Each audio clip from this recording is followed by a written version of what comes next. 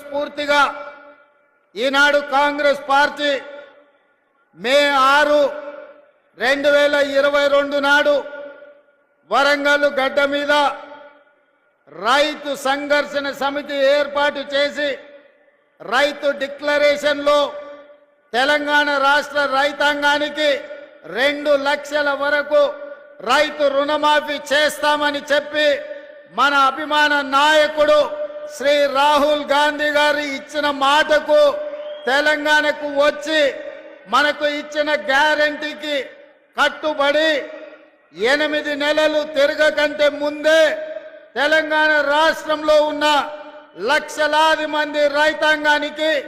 2 లక్షల రూపాయల రుణమాఫీ 31,000 కోట్ల రూపాయలను వారికి రుణ విముక్తులను చేసి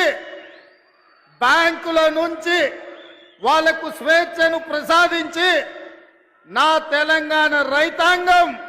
ఈనాడు తెలంగాణ రాష్ట్రంలో రుణ విముక్తులై స్వేచ్ఛా వాయువులు పీల్చుకునే విధంగా ఈనాడు కాంగ్రెస్ పార్టీ నిర్ణయం తీసుకున్నది. మిత్రులారా, ఆనాడు పార్లమెంట్ ఎన్నికల సందర్భంగా ఖమ్మం జిల్లాకు వచ్చినప్పుడు ఇదే గడ్డ మీద నుంచి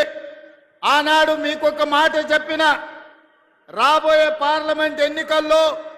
ఖమ్మం నుంచి రఘురామిరెడ్డిని, మహబూబాబాద్ నుంచి బలరాం నాయకును అత్యధికంగా మీరు గెలిపించండి, అత్యధిక మెజారిటీ ఇచ్చి వాళ్ళిద్దరిని పార్లమెంటుకు పంపించండి. భద్రాద్రి రామచంద్రుడు సాక్షిగా 15 ఆగస్టు లోపల తెలంగాణ రైతాంగానికి